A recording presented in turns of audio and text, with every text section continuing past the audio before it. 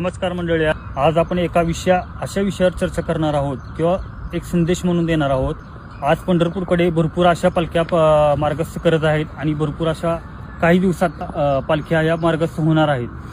तर आज आपण या व्हिडिओमध्ये असं सांगणार आहोत की आता बहुतांश दिंड्या ह्या पालखीसोबत येणार आहेत, तेव्हा पालख्या आणि दिंड्या या ज्या ठिकाणी मुक्कामी राहणार आहेत त्या ठिकाणी प्रशासन आणि सर्व सफाई कर्मचारी यांना मनुष्यबळ कमी पडत आहे।